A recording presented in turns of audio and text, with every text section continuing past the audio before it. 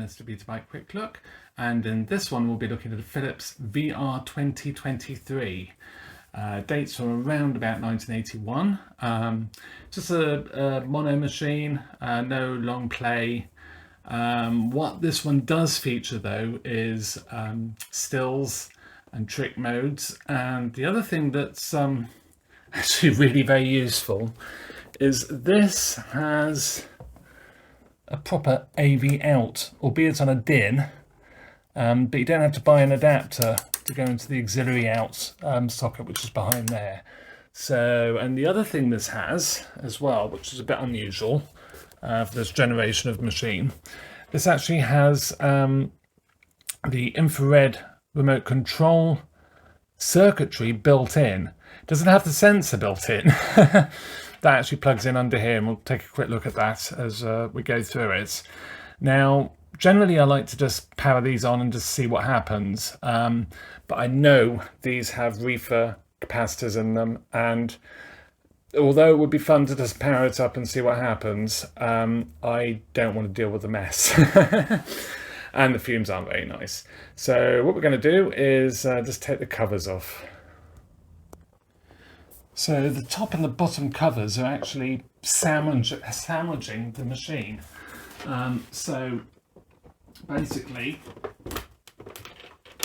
take out the screws in the bottom, so 2 in each corner and then 1 in the middle. You can see I've already removed the 4 at the corners. So you have to take the bottom off to take the top off, basically. There does flat blade as well. So that's the center one, and you've got 4 of these, all the same, and the corners, and the center one is even longer.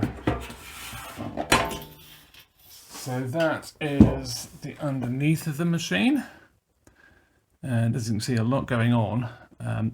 Very different if you're used to beta and VHS machines. These are quite a beast in comparison. Take a little bit of just getting used to. I'm sort of quite looking forward to working on, I've got a few of these to work on, and I'm quite looking forward to doing it, because back in the 90s I did actually do a few, not a lot, and really enjoyed working on them, but they were just that bit different. So yeah, I should just be able to, hopefully with a little bit of wiggling, be able to just free this off. There we go. Blimey. So there we go. And I assume the reefer is going to be in there, which means I'm probably going to have to take this whole back portion off. So screw there, and then there's 2 screws there, and then we should be able to get in there, at least take the plastic top off and just have a look inside. So yeah, I won't show that. I'll just take those screws out and take it from there. Well, this is good news. It's had the reefer replaced. You can see sort of fresh solder there, and it looks like it's had the proper X2 capacitor fitted as well. So that's brilliant news. Yeah, X2. No, you can quite see that on there. 275 volts X2. So that's brilliant. I don't have to worry about popping reefers. And I will make a note on this. I didn't take off the back in the end. I just had to lift the power supply up because this heat sink's in the way. And drop the front. It's quite easy to do. 3 screws. Just so you can sort of pull this forward to get the power supply out enough just to lift the plastic lid on the top of that. So we'll put this back together, and we can give it a test. Fantastic. All back together, but this door keeps falling off, and it actually fits into these 2 little bits of assembly here, hinge assembly. and this one's actually bent, and it does actually feel like metal. I don't know whether it is, but that'll be why it's continually falling off. But it does look like these actually pop out, and I think probably there's a clip sort of behind there, so you'd have to pull this forward to unlatch it and replace the hinges. But I'm debating whether that is plastic or not. It feels like plastic, but it also feels incredibly strong. So maybe with some heat or something, I can maybe get that straight. But that'll be for the main video. So I'm going to leave this door off for now because it keeps falling off, and I'm going to do some damage. Don't want to make it worse than it already is. So yeah, I suppose we ought to power it on and see what happens.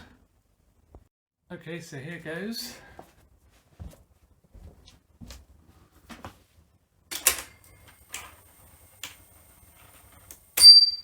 Ooh. That was a sound. So far so good.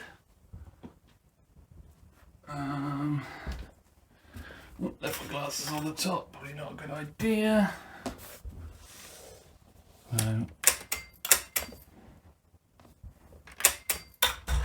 Oh, okay. I was going to say it's not going to eject, but it has. So let's try set. I haven't plugged this into anything yet to actually display a picture, but let's just see if it will do anything.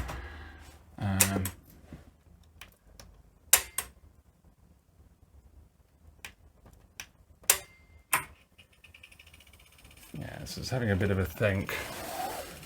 Obviously the logic's a little bit slower on these older machines. Sounds good.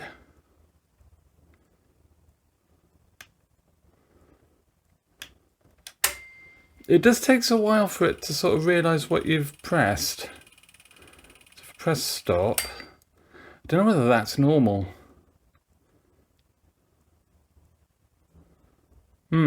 Well, let's press play.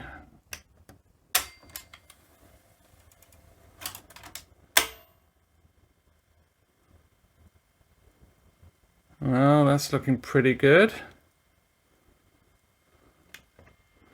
So it looks like the light doesn't illuminate until it's finished whatever action it's doing. Oh, it seems to be speeding up a bit now.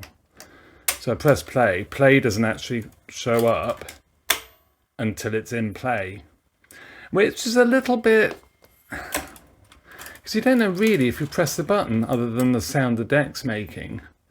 So yeah, it seems to be an eject. Oh, is there an eject problem? Yeah, it's just a little bit sticky, so that's fine. Inside is looking pretty okay. Pinch roll is looking fairly okay. Oh, it looks like there might be, it looks like a bit of mold on the top of that, which is not ideal at all.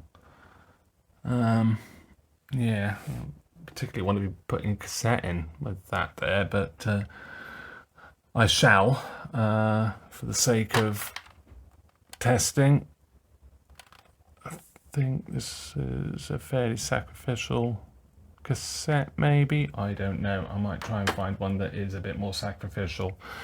Okay, so next thing now is to try and get an AV output. Now, these kits used to be really popular back in the sort of 80s and 90s, came in a blue envelope like that. And I am led to believe that this connector is actually the right connector to connect to the back of these, just straight in.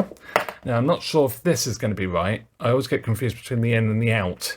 Is this output from this to the device, or is it output from the or sending the output from the machine, if that makes sense, which probably doesn't.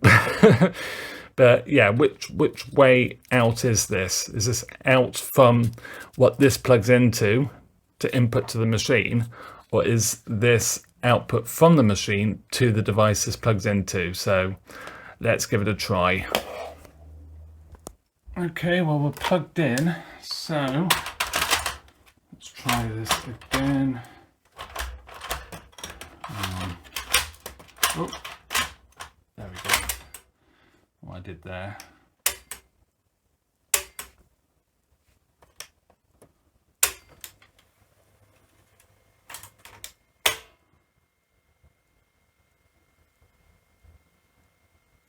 No, is the answer to that. Okay, so let me have a little play. I've got some other bits and pieces and other leads I can try. So yeah, stand by. Yeah, so that sort of proved my point really. So that's output from a device to go to another device. But in the kit there was a video breakout, so just use my in-out SCART converter and yeah, plug that in, and we have liftoff, and we have good audio.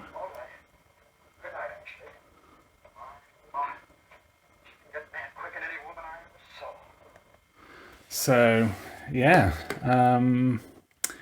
let's try still. It's very good, isn't it? Very, very good.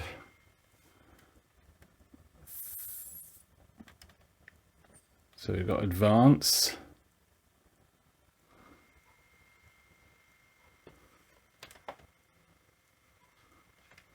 And then search forward, which is really, really good.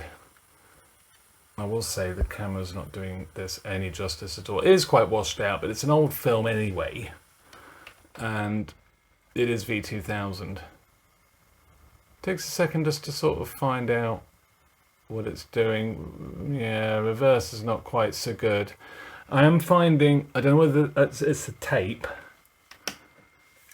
or whether it's the machine, but you can probably see there's a band at the bottom there of noise, and yeah, it does trip over when it's when you're searching a little bit, but yeah, I'm really pleased with this. It's a lovely machine, and really looking forward to really getting in depth with it, giving it a good clean service run.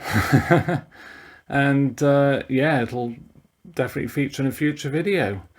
So yeah, I hope you enjoyed this one, and lots more to come. We'll have a look at the remote as well for this. I have got somewhere the remote control for it. So, oh, don't know what happened there. Oh, what did happen there?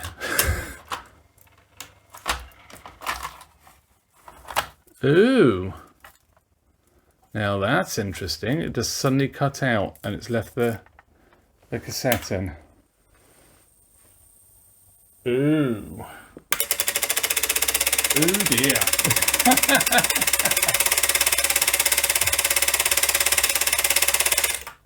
There we go. So there we go. We've got quite a few things to look at with this machine now. That's sounding very much like very confused logic. So just winding the cassette back in. My guess would probably be bad joints, dry joints in the logic section. But oh, that was interesting, wasn't it? So yeah, we should have a fun video coming up on this one. So with that, thank you very much for watching. Hope you enjoyed this one. It's a bit of fun, wasn't it? And look forward to seeing you in another video. Bye for now.